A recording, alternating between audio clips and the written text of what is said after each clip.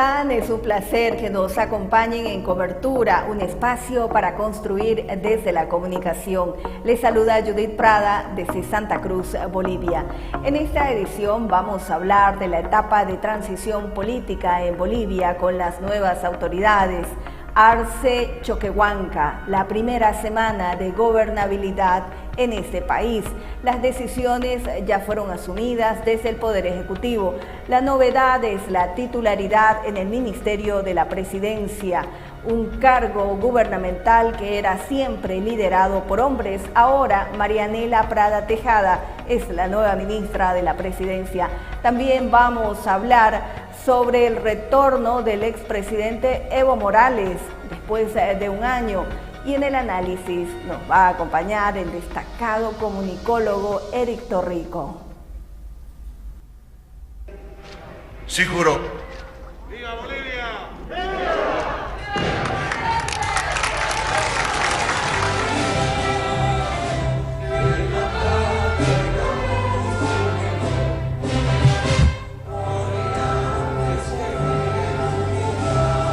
Pueblos de las culturas milenarias.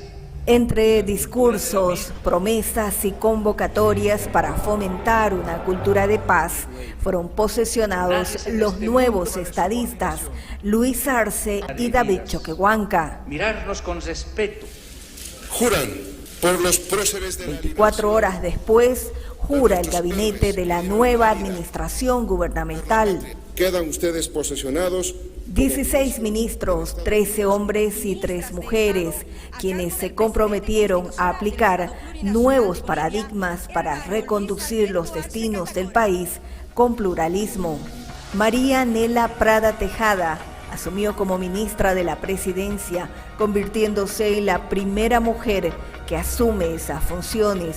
Con su posesión, queda abolido el pensamiento que esa cartera de Estado era solo para hombres. Aceptar las diferencias es muchas veces un camino muy difícil, pero es un camino que tenemos que recorrer entre todas las bolivianas y los bolivianos por el enorme reto que tenemos en este momento de construcción y reconstrucción de un país donde sepamos aceptar nuestras diferencias. Para el politólogo Daniel Valverde, hay una señal de evolución política que genera expectativas saludables para la democracia. Y hay la tremenda necesidad de volver a confiar, ¿no? La confianza, que es un elemento, un valor tan importante en el funcionamiento de un Estado, de una sociedad, está totalmente pulverizada. Entonces hay que volver a confiar, ¿no? Hay que volver a tener credibilidad, ¿no? Hay que volver a ver qué pasa con la justicia, por ejemplo, qué pasa con el sistema educativo, qué pasa con la salud. Si se dan señales y se avanza en la gestión, seguramente eso lo vamos a comenzar a evaluar en 3, 4 meses. Bueno, podríamos comenzar a decir de que valió la pena que el nuevo gobierno hubiera puesto gente técnica, gente joven. En las calles el ritmo es igual, tráfico intenso, menos pasajeros, obligaciones financieras que cumplir, con escaso tiempo para informarse de lo que ocurre en el país. Solo confiar que mejore las condiciones para todos, sostiene Clauder Martínez, conductor del servicio público. Que den estabilidad, más que lo bonito, que no creo que alcance mucho, y la salud y más que todo eso, ¿no? Algo que le interesa mucho es la educación que puedan recibir sus hijos, que les permita a ellos en el futuro ser capaces de elegir libres a sus gobernantes y no obedeciendo. Que la educación para nuestros jóvenes, nuestros niños, es lo mejor que puede haber. Así nadie se lo va a charlar, nadie lo va a comprar.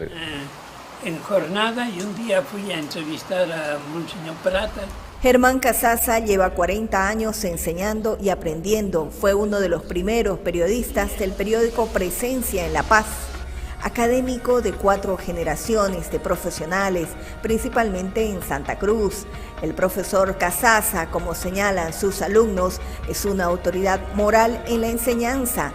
Cree que el nuevo gobierno debe con urgencia impulsar la educación y la construcción del conocimiento.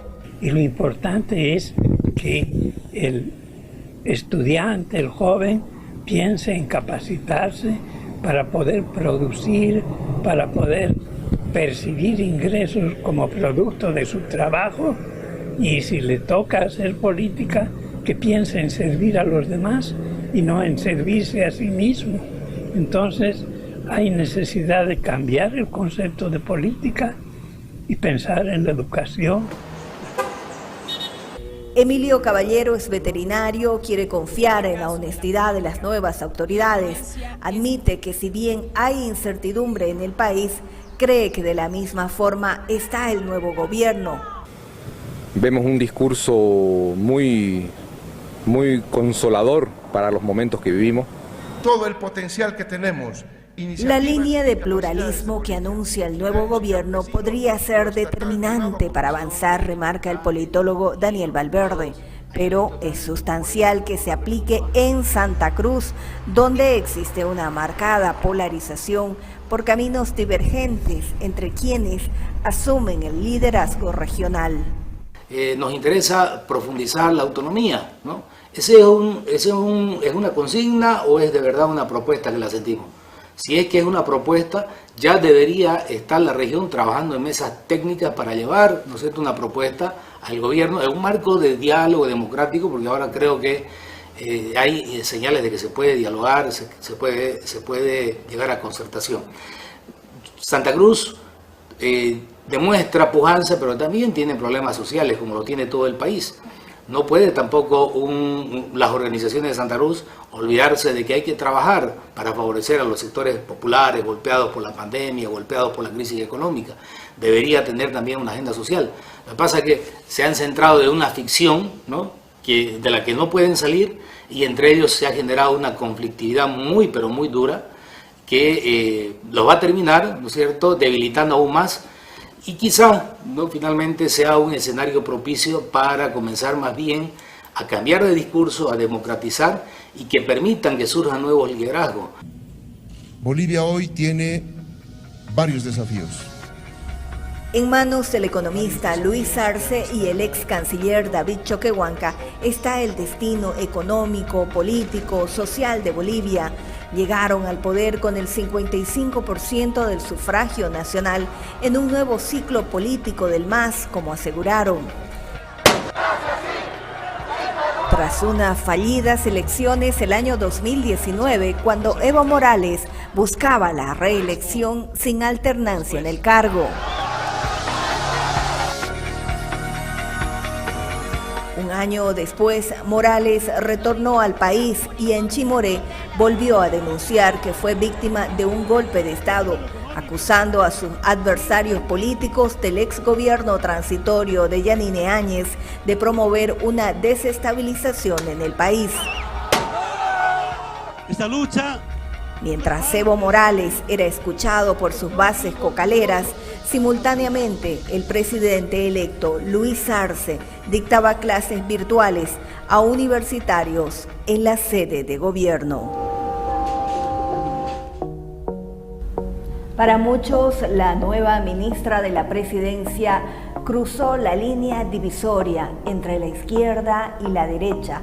Se suma la vida política, también la escuela que tuvo dentro de su hogar, cuando sus familiares, en este caso sus padres, desconocían que posteriormente ella entraría en la vida política activa de Bolivia. Ahora se ha convertido en la ministra de la Presidencia. Lleva 14 años en el movimiento al socialismo. Ser cruceña y masista generó muchos contratiempos, adversidades que hasta ahora enfrenta la actual ministra. Ministra de la Presidencia. Su formación desde su educación primaria fue en un colegio dirigido por religiosas durante 18 años en Santa Cruz. Luego estudió Relaciones Internacionales hasta obtener la licenciatura con una mirada crítica de la construcción de país y la escuela política familiar que tuvo a través de sus padres, Ramón Prada, exprefecto de Santa Cruz, y Betty Tejada, exdiputada, con ideologías diferentes dentro de su hogar. Marianela Prada Tejada decidió unirse a las filas del movimiento al socialismo en el año 2005, cuando este partido recién comenzaba a estructurarse. Su cercanía laboral con el exministro de Economía Luis Arce y su disciplina como militante del MAS tuvo sus consecuencias en momentos críticos para la joven cruceña y masista, siendo el 2019 el año más complejo no solo para su carrera política, sino para su misma seguridad, entre agresiones verbales hasta amenaza de perder la libertad. Que el hecho de ser adversarios políticos no implique la aniquilación del otro. Un aire fresco, si se quiere, ya lo... Su madre, Betty Tejada, ex asambleísta, recordó esos pasajes que marcaron a su familia en un mensaje que hizo público, en el cual remarca un episodio sucedido el año pasado cuando se produjo la dimisión de Evo Morales. Todo fue tensionado, dice el mensaje. Esperamos con tus hermanas María Cecilia y María Laura largas horas, con miedo porque podían detenerte, recordó la madre de la actual ministra de la Presidencia. Por el hecho político en que se da una fractura social muy fuerte, en que nos negamos a mirarnos y a saludarnos siquiera porque uno está en una vereda y el otro está en una vereda. Y fue muy difícil y me imagino cuán difícil ha sido para personas aquí en Santa Cruz que vivían. Mi hija al final de cuentas estuvo en La Paz trabajando. Sin lugar a dudas perdió muchos importantes amistades con esta etiqueta de declararnos traidores entre cruceños. Un año después cambió todo para Marianela. La ministra, dice su madre, pertenece a una generación muy joven con una filosofía de vida en la unidad. Enfatiza que le preocupa mucho las brechas políticas y poco tolerantes. Se ha dividido en dos, pero por responsabilidad de los políticos, porque los ciudadanos no tenemos por qué dividirnos en dos. Los ciudadanos sabemos perfectamente si vamos a elegir a un color azul, verde, amarillo, qué sé yo, a esa diversidad de partidos políticos. Son los políticos, y vuelvo a, si se quiere reflexionar a los políticos, denos un aliento, permítanos pasear por la plaza, por nuestros parques y no mirarnos con temor. Yo he cuidado mucho los 21 días de que mi hija salga porque realmente corría peligro. La oposición se construye, manifiesta la exdiputada, en base al debate y sobre todo promoviendo el aporte para la región desde las bancadas, independientemente de las ideologías. Remarca que lo importante es el servicio al país.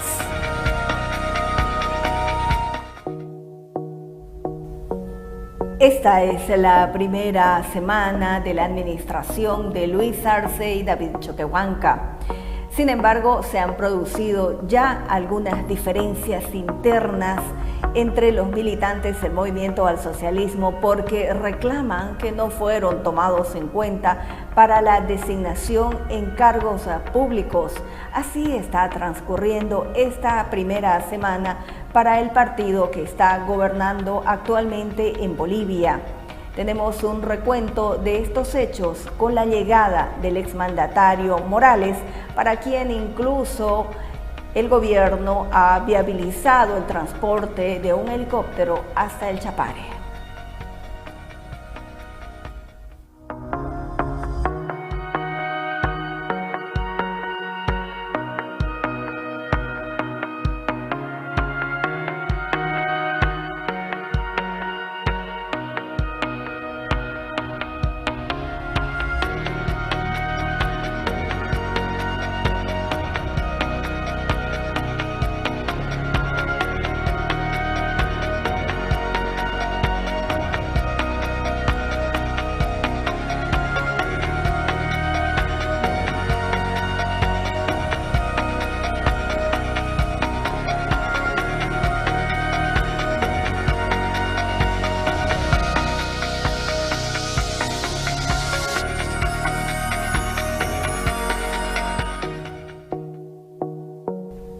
Un gran desafío para la administración de Luis Arce Catacora y David Choquehuanca es esta etapa de transición. Nos acompaña el comunicólogo Eric Torrico desde la ciudad de La Paz, con quien analizamos lo que está aconteciendo en Bolivia en estas últimas semanas después del 18 de octubre. Muchas gracias, Judith. Creo que estamos viviendo un periodo interesante porque se están echando las bases de lo que tendría que ser un gobierno que se ha presentado con nuevas credenciales. Bueno, los dos rostros de los nuevos gobernantes ya no son conocidos, también sus trayectorias, pero las promesas que nos han presentado sí despiertan la expectativa. En política, cuando se toma decisiones, voy a ir a un punto extremo, se asume quiénes son los cercanos y quiénes son los distantes, se define la cancha, ¿no? Se raya los límites, se pone fronteras, bueno. Y el gabinete aparece con una serie de rostros nuevos, sí, con un perfil técnico bastante marcado, pero también con algunas presencias que están vinculadas al anterior gobierno del movimiento al socialismo y que nos dan a pensar que hay por lo menos un sector de los ministros que pueden responder más a la línea tradicional ya del señor Morales y otros que más bien corresponderían a la nueva propuesta que especialmente está encarnada por el señor Choquehuanca, ¿no?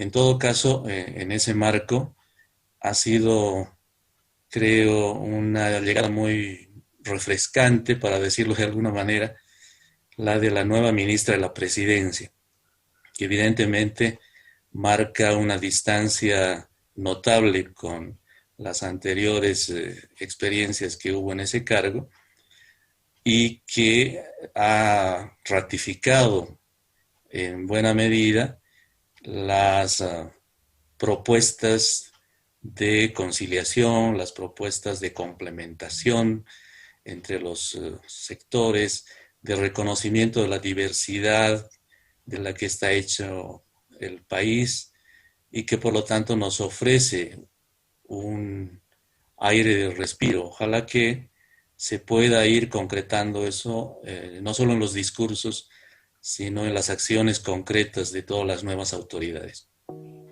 ¿Qué cree que deberían ser las primeras acciones de este nuevo gobierno, tomando en cuenta la profunda crisis económica en la cual se encuentra el país? Luego viene algo que es fundamental, la pandemia, con la posibilidad de un rebrote, pero al mismo tiempo un cáncer que para algunos es el hecho de que las designaciones en los ministerios y en diferentes asignaturas del aparato estatal sean solamente con una mirada política y no se institucionalicen los cargos. De hecho, que también lleva al temor de que nuevamente todas las instancias sean dependientes, en este caso, del gobierno y no exista esa diferencia, ese trabajo, esa autonomía que deberían tener. Es fundamental que haya una efectiva separación de poderes. Es fundamental que el Parlamento, ahí lamentablemente ya hemos recibido una primera mala señal, es fundamental que el Parlamento pueda ser el lugar del pluralismo, de las voces diversas, de la controversia constructiva, de la búsqueda de acuerdos factibles en pro de la nación. Y bueno, veremos cómo entra eso a hacerse o a no hacerse realidad una vez que empiecen a desarrollarse ya las sesiones. Lo más preocupante seguramente es el órgano judicial, que también ha empezado a dar una serie de, no solo malas señales, sino pésimas señales, creo, al país. Y se tiene que hacer una intervención en ese nivel. No se puede continuar con una justicia que no sea tal, no se puede continuar con un aparato que al final funge como una especie de comisaría para quien administra el poder en determinada circunstancia. Y bueno, también hay que pensar en que el órgano electoral tiene que ser potenciado como un cuarto órgano de poder que se tiene en el país.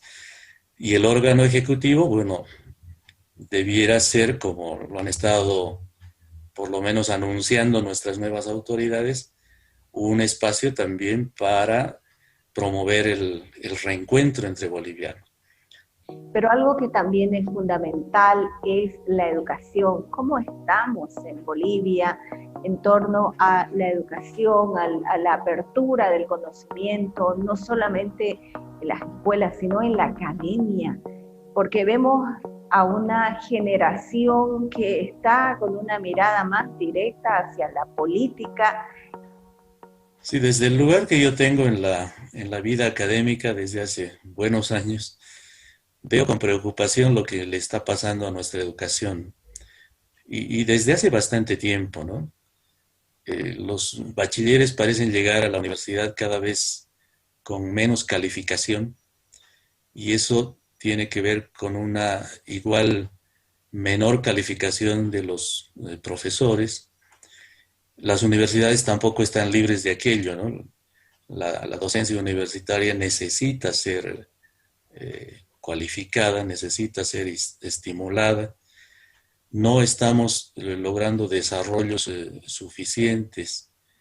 Por ejemplo, en el nivel del posgrado tenemos un rezago bastante marcado en comparación con países vecinos.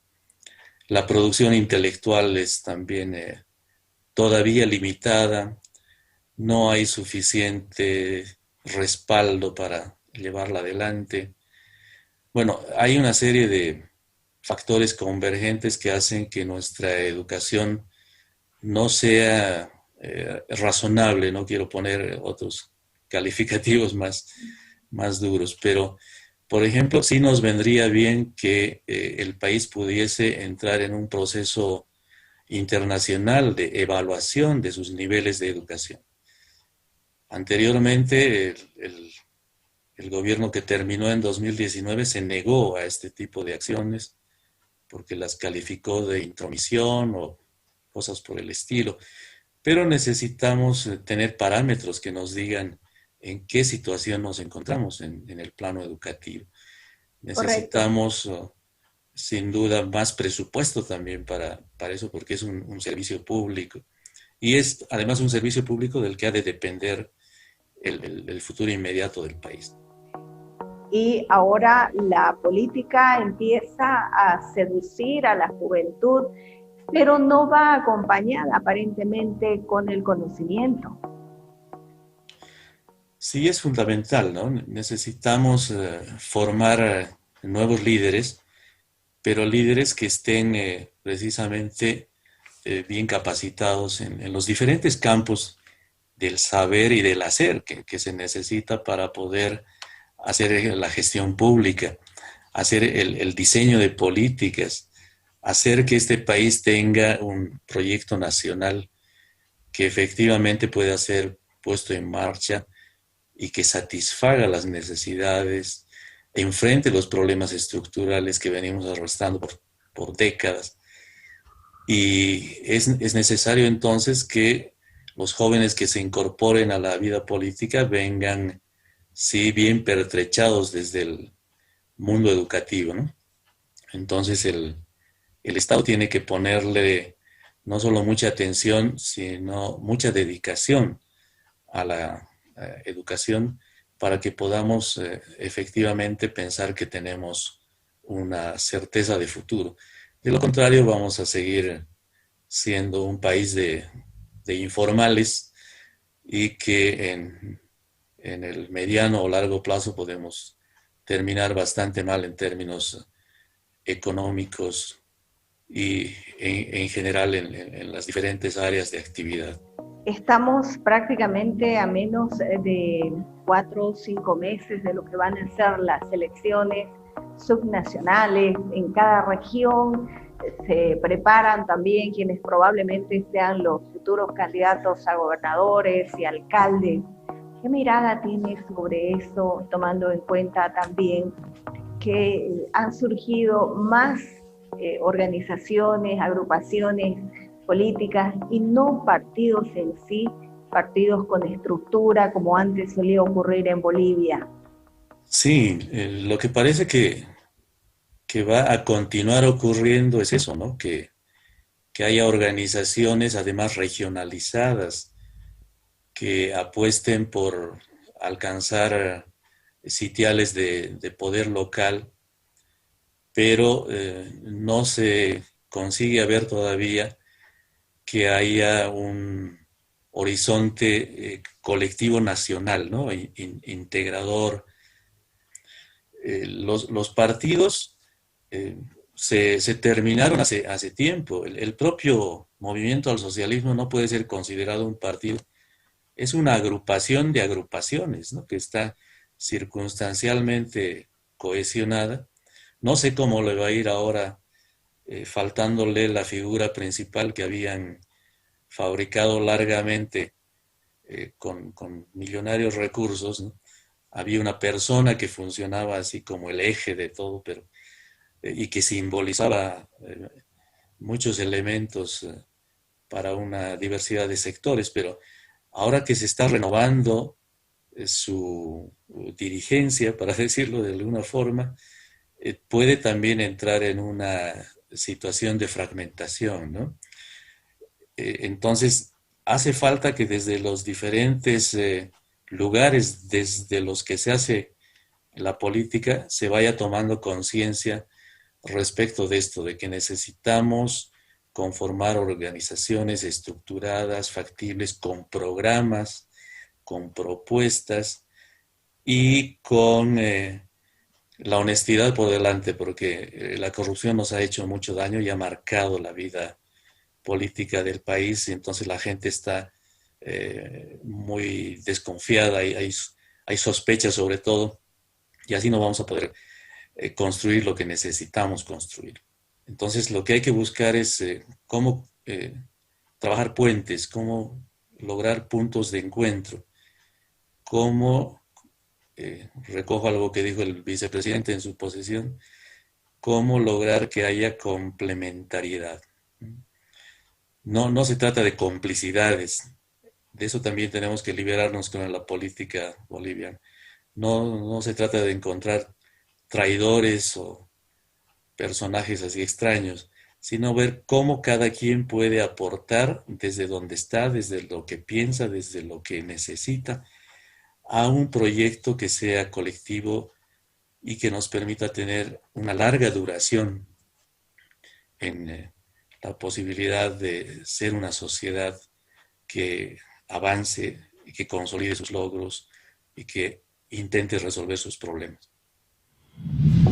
Una lectura amplia de lo que ocurre en el país. Agradecemos, por supuesto, al destacado comunicólogo y periodista Eric Torrico desde la ciudad de La Paz. Y aquí hemos concluido esta edición de Cobertura, no sin antes recordarles nuestra página oficial para que ustedes se comuniquen, nos visiten y hagan conocer sus sugerencias sobre todos los temas que quieren que sean abordados aquí en Cobertura. Muchas gracias por este tiempo. Nos encontramos la próxima semana. Hasta pronto.